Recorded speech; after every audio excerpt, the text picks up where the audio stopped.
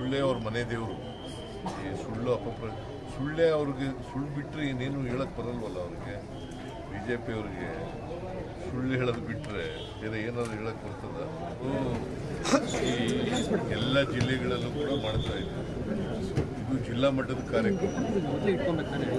ಈ ಜಿಲ್ಲೆಗೆ ಖರ್ಚು ಮಾಡಿರ್ತಕ್ಕಂಥ ನಾವು ಅಭಿವೃದ್ಧಿ ಕೆಲಸಗಳಿಗೆ ಹಣ ಖರ್ಚು ಮಾಡಿರ್ತಕ್ಕಂಥ ಅವೆಲ್ಲರೂ ಕೂಡ ಇವತ್ತು ಉದ್ಘಾಟನೆ ಶಂಕುಸ್ಥಾಪನೆ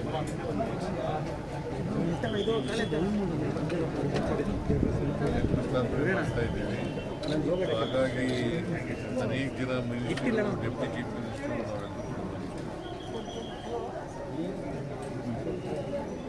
ಅಭಿವೃದ್ಧಿ ಕೆಲಸಗಳು ಬಿ ಜೆ ಪಿಯವರು ದುಡ್ಡಿಲ್ಲ ಈ ಸರ್ಕಾರದಲ್ಲಿ ಅಂತ ಹೇಳ್ತಾರಲ್ಲ, ಇವೆಲ್ಲ ದುಡ್ಡಿಲ್ಲದೆ ಮಾಡೋಕ್ಕಾಗತ್ತಾ? 2,000 ಚಿಲ್ಲರೆ ಕೋಟಿ ದುಡ್ಡಿಲ್ಲದೆ ಮಾಡೋಕ್ಕಾಗತ್ತಾ? ಬಿ ಜೆ ಪಿಯವರು ಸುಳ್ಳು ಅಪಪ್ರಚಾರ ಮಾಡ್ತಾ ಇದ್ದಾರೆ ಅಂತ ಗೊತ್ತಾಗುತ್ತಲ್ಲ ಅಲ್ವಾ? ಸರ್, ಜೆಡಿಎಸ್ ಶಾಸಕರ ಕ್ಷೇತ್ರದಲ್ಲೂ ಕೂಡ ಇವತ್ತು ಅಭಿವೃದ್ಧಿಯ ಪರ್ವ ಶಕ್ತಿಯನ್ನ ಪ್ರದರ್ಶನ ಮಾಡ್ತಾ ಇದ್ದಾರೆ ಸರ್. ವಿರೋಧ ಪಕ್ಷದವ್ರು ಇರೋದು ಪಾಪ ಅವರು ಕೋಆಪರೇಟ್ ಮಾಡಿದ್ದಾರೆ.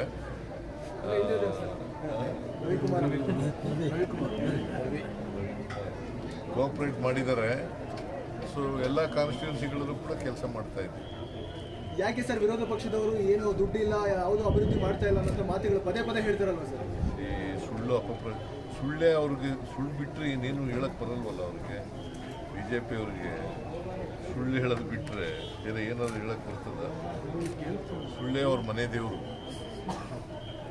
ಗ್ಯಾರಂಟಿ ಯೋಜನೆಗಳಿಂದ ಸರ್ಕಾರ ದಿವಾಳಿ ಆಗಿಬಿಟ್ಟಿದೆ. ಆರ್ಥಿಕ ಗ್ಯಾರಂಟಿ ಯೋಜನೆಗಳಿಗೆ ಗೊತ್ತಾ ನಿಮಗೆ ಎಷ್ಟು ಖರ್ಚು ಮಾಡಿದ್ದೀವಿ ದುಡ್ಡು ಅಂತ ಗೊತ್ತೇನೆ? ಬಿಜೆಪಿಯವರು ಆರೋಪ ಬಿಜೆಪಿಯವರು ಆರೋಪ ಮಾಡಲಿ. 1,00,000 ಕೋಟಿಗೂ ಹೆಚ್ಚು ಖರ್ಚು ಮಾಡಿದ್ದೀವಿ. 1,00,000 ಕೋಟಿಗೂ ಹೆಚ್ಚು 2.5 ವರ್ಷದಲ್ಲಿ ಗ್ಯಾರಂಟಿ ಯೋಜನೆಗಳಿಗೆ ಹಣ ಖರ್ಚು ಮಾಡಿದ್ದೀವಿ. ಗ್ಯಾರಂಟಿಗಳು ಕೊಡೋಕೆ ಆಗೋದಿಲ್ಲ ಅಂತಿದ್ರು ಸರ್, ಆದರೆ ನೀವು ಪ್ರೂವ್ ಮಾಡಿದ್ರಿ. ಹೇಗೆ ಸರ್ ಗ್ಯಾರಂಟಿಗಳನ್ನ ಕೊಡೋಕೆ ಆಗೋದಿಲ್ಲ? ಮೊದಲಿಂದ ಹೇಳ್ತಾ ಇದ್ದೀನಿ, ನಾವು ಮಾಡಿ ತೋರಿಸ್ತೀವಿ, ನುಡಿದಂತೆ ನಡಿತೀವಿ, ಕೊಟ್ಟ ಮಾತಿನಂತೆ ನಡ್ಕೋತೀವಿ ಅಂತ ಹೇಳಿದ್ದೋ ಅದರಂತೆ ನಡ್ಕೊಂಡಿದ್ದೀವಿ. ಸರ್, ಕೊಟ್ಟ ಮಾತಿನಂತೆ ನಡ್ಕೊಳ್ತೀರಿ ಅಂತೇಳಿ ಸುರೇಶ್ ಅವರು ಹೇಳ್ತಿದ್ರು. ಆ 2.5 ವರ್ಷ ಅವಧಿ ಆದ್ಮೇಲೆ ಸಿಎಂ ಸ್ಥಾನವನ್ನು ಬಿಟ್ಕೊಡ್ತಾರೆ ಅನ್ನೋ ಮಾತುಗಳು ಕೇಳಿ ಬರ್ತೀವಿ. ಏನ್ ನಡೀತಿದೆ ಸರ್? ನಮ್ಮಲ್ಲಿ ಹೈಕಮಾಂಡ್ ಇದೆ. ಹೈಕಮಾಂಡ್ ತೀರ್ಮಾನ ಮಾಡಿದ್ರೆ ಏನು ನನ್ನನ್ನೇ ಮುಂದುವರಿಸಿ ಅಂತಂದ್ರೆ ಮುಂದುವರಿತೀವಿ. ಗೊತ್ತಾಯ್ತಾ? ಹೈಕಮಾಂಡ್ ಏನು ತೀರ್ಮಾನ ಮಾಡ್ತಾರೆ ಅಂತಿಮವಾಗಿ ಹೈಕಮಾಂಡ್